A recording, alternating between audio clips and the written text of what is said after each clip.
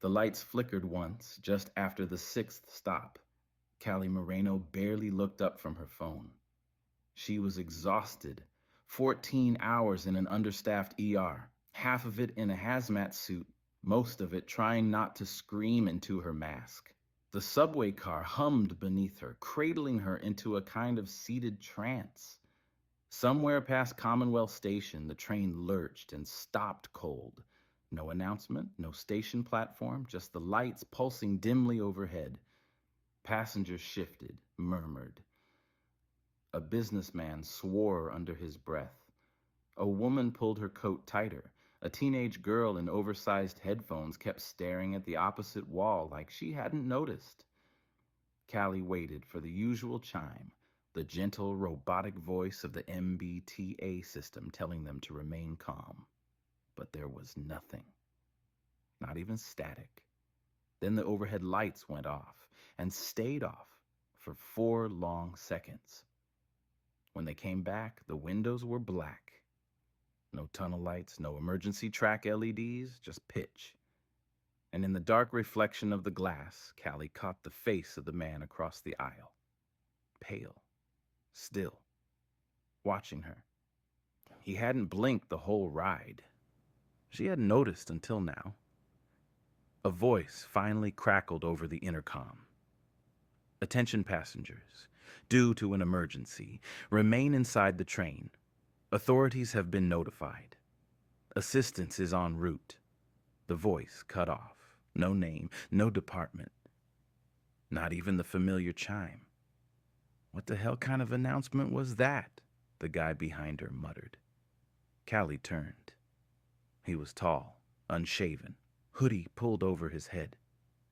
Sounded pre-recorded, he said, like they had that thing waiting. Waiting for what? She asked. He shrugged. Whatever's happening topside. The businessman, Reddick, according to the embossed leather on his briefcase, stood up, pushing toward the doors. We're not waiting here. There's a catwalk along the tunnel. Emergency access. You open those doors, Callie warned. You might let something in. He scoffed. From what? It's just dark.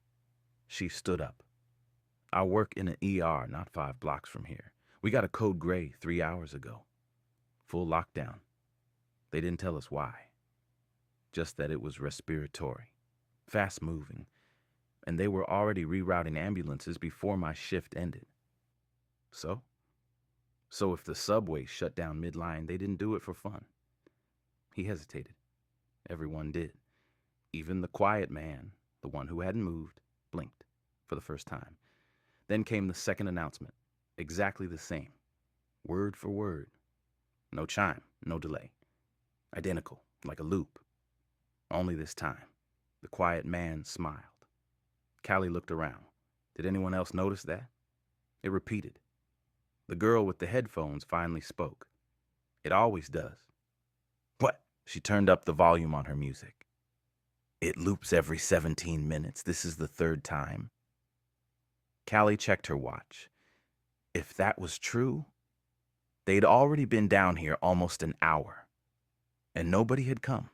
Not police, not rescue, not even a real announcement. Just that same voice, telling them to stay put.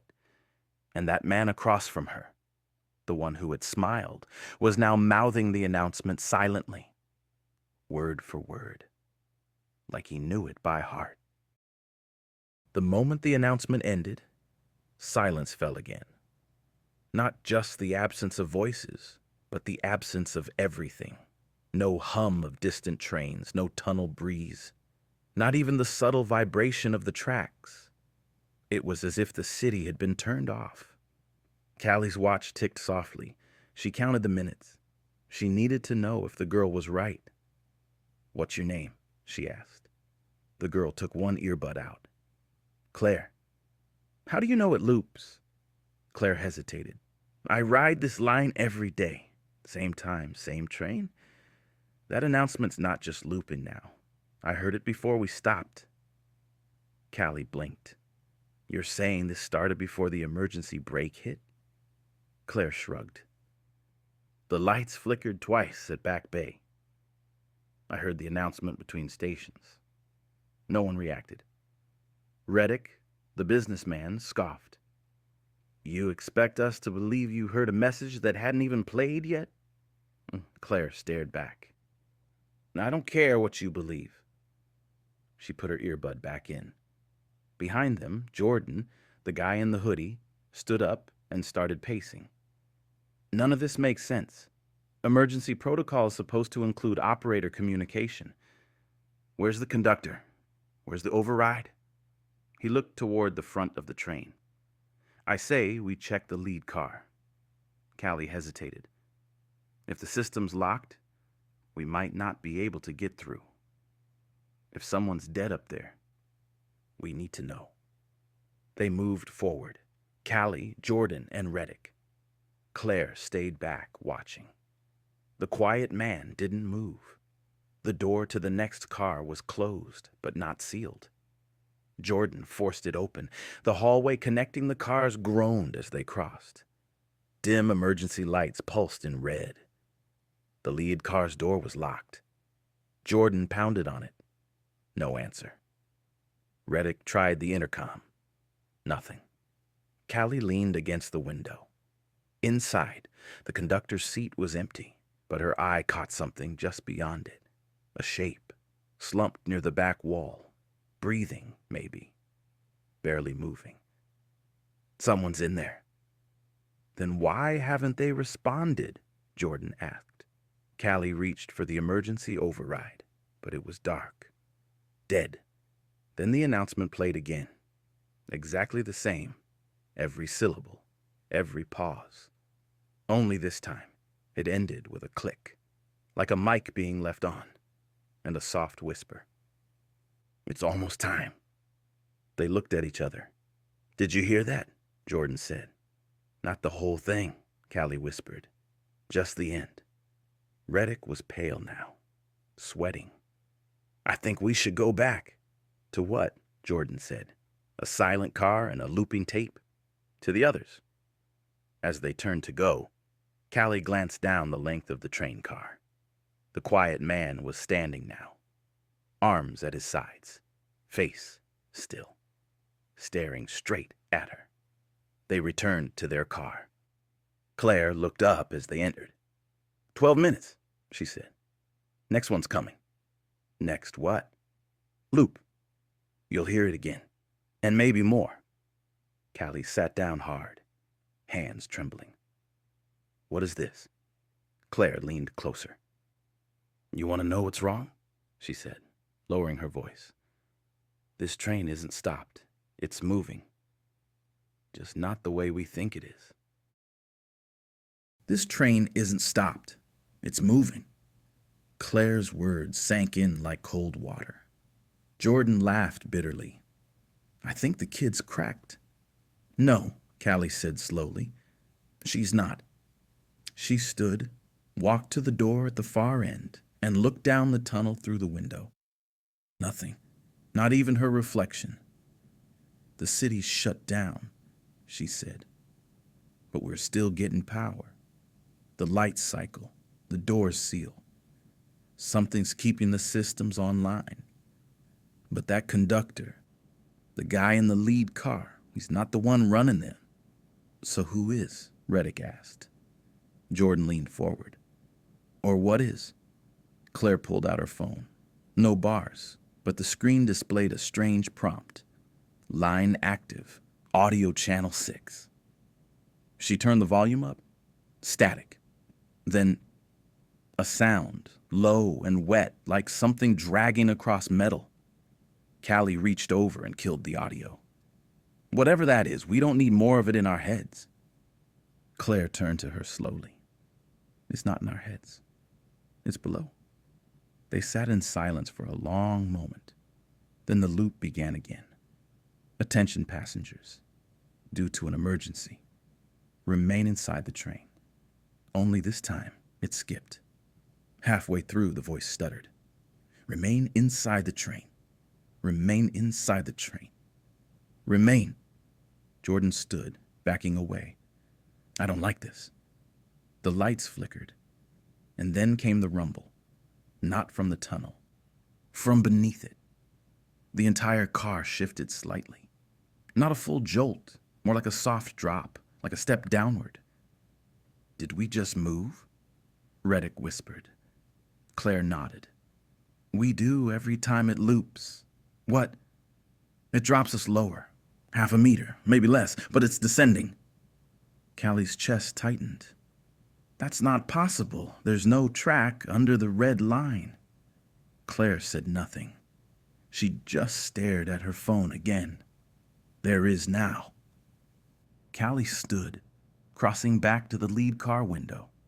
She pressed her face to the glass. The shape that had been slumped there was gone. But something had been dragged across the floor. Long, dry streaks in the dust. The emergency panel next to the conductor's chair was open and blinking red.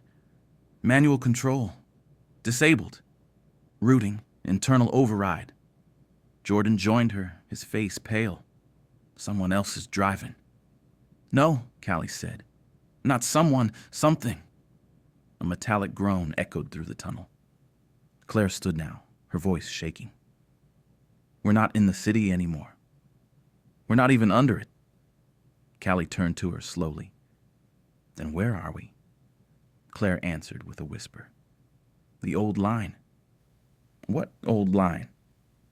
"The one they sealed, back in '93, after the collapse, after the disappearances." "That was an urban legend," Jordan said, half laughing. "It was a warning." Then, just before the lights went out again, Callie looked back at the quiet man. He was staring at the floor, mouthing something, again and again. Next stop, memory. The next time the lights flickered, they didn't come back. Only the emergency glow remained, a pulsing red heartbeat through the car. Outside the windows, stone walls, not tunnel brick, not modern tile, raw ancient stone, cut by hand. The train shuddered to a stop. No chime, no announcement. Just a long, grinding exhale, like the brakes were reluctant to let go. "What is this?" Jordan whispered. Callie walked to the window. Just beyond the glass, half buried in dust and soot, a rusted metal sign was barely visible. She scraped at the grime with her sleeve. The letters emerged. Station 13, decommission. Claire stepped forward, trembling. "I dreamed of this place." "You what?" "Before all this, for weeks. I was standing here, but it wasn't quiet. I heard voices screaming. Then I woke up, and my ears were bleeding." Reddick backed away, shaking his head. "Number. No, this is fake. This is a movie set. There's no Station 13. It's not on any map." "That's the point," Callie said. "They took it off." Jordan pointed toward the lead car. "The conductor's gone. Something pulled him out, or he walked away willingly. Either way, the controls are dead. So what's driving us?" The train lurched again. Not forward. Down. Like an elevator descending slowly on an unseen rail. Claire sat down, holding her head. "They're opening it." "Who's they?" Callie asked. "The ones beneath. The ones who remember." Suddenly, the quiet man spoke. For the first time, his voice was calm, even pleasant. "We're entering the layer of residue now." "Excuse me?" Reddick said. "Every city sits atop its memory. Some memories go deeper than others. Here, the trains were the blood. The tunnels were the nerves. But something infected it." "What the hell are you talking about?" The man looked right at Callie. "You've been here before." Callie shook her head. "I've never." "Not like this," he said. "You don't remember because it didn't want you to." The light stuttered, then flared. Not white, not red. Amber. A sickly yellow glow filled the car as the doors opened slowly. And outside stood the platform of Station 13. Empty. except for one thing: a single ticket booth, shattered glass, dust covered, and a figure inside, hunched, still, waiting. Claire whispered, "Don't go out there." Callie stared at the booth. "We're not going to get answers sitting in this car." She stepped toward the door. The quiet man smiled. "Next stop, you." Callie stepped off the train. The air was thick, not with smoke, not with dust, but age. Everything felt old, not abandoned, just tired.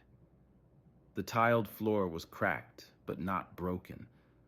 The walls were lined with faded posters, all too warped to read, and the air carried that distinct echo of a station long forgotten, but never truly empty. Behind her, the train didn't shut its doors. It waited. The others followed, reluctantly. Claire held her arms tightly to her chest.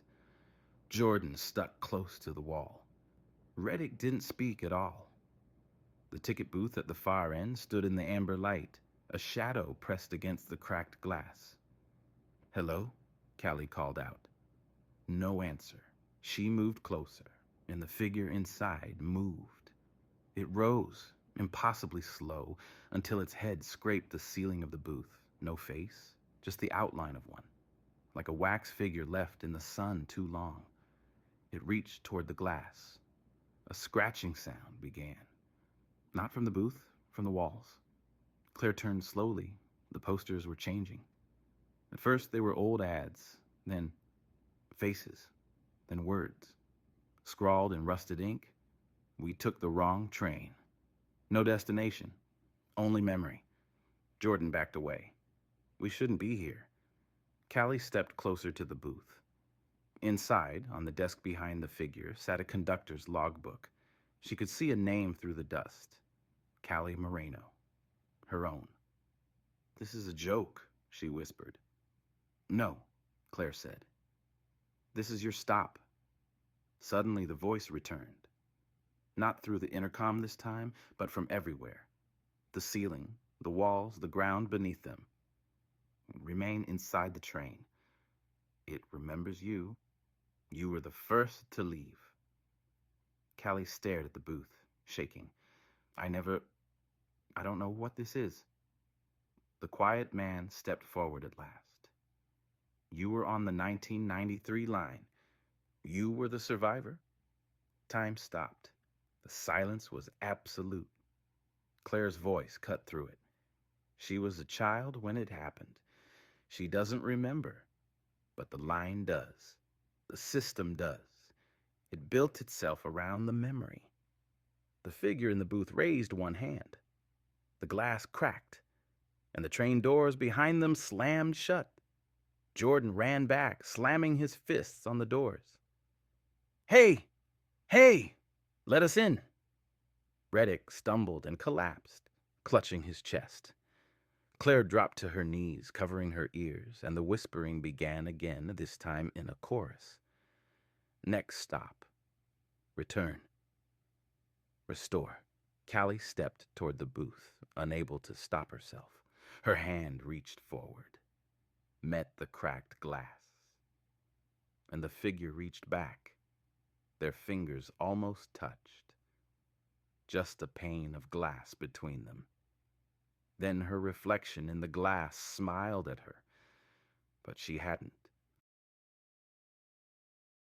The glass cracked, but instead of shattering, it peeled, folding inward like a paper veil. Callie stepped through the opening. Behind her, the others screamed, distant, muffled, like she had walked underwater. But she couldn't stop. Something was pulling her. Inside the booth wasn't machinery. It was a hallway, not tiled, not steel. Flesh. Pale veined walls pulsed with a slow, rhythmic thrum. Veins of copper wire and bone ran along the floor, flickering in sync with the lights above. A single rail stretched down the center of the hall. A subway track, impossibly thin, running straight into blackness. Callie stepped onto it. Each step forward brought a sound. Not footsteps, but voices. Whispers layered on top of one another. Her name. Dates. Medical terms. Callie Moreno. Age 8. Recovered near Station 13. Severe hypoxia. Memory damage. Claimed the train brought her back. No other survivors. The air grew warmer, the walls closer. Then she found the first passenger. A woman, mid-30s, face blurred, wearing an EMT jacket, pinned to the wall, not by force, but by roots, wires, and memories wrapped around her limbs. She looked up at Callie with empty eyes. "Do you remember me?" Callie didn't, but her body did. A gut twist, a panic. "I'm sorry," she whispered. "You should be." The figure melted, literally collapsed into black, tar-like fluid and was absorbed into the wall. Callie kept walking. Now the hallway changed, tile returning, metal surfaces emerging. She was back in a train car, empty. She turned and saw herself as a child sitting by the window, clutching a stuffed bear, alone. Then the door opened, and something stepped in. Not a person. A shadow shaped like one. No face, no voice, but full of intent. It leaned toward the child and whispered, "Next time, bring them all." The lights burst. Callie was yanked back into the hallway, gasping. The track had ended at a mirror, but not a reflection. It was a view back into the train. Present time.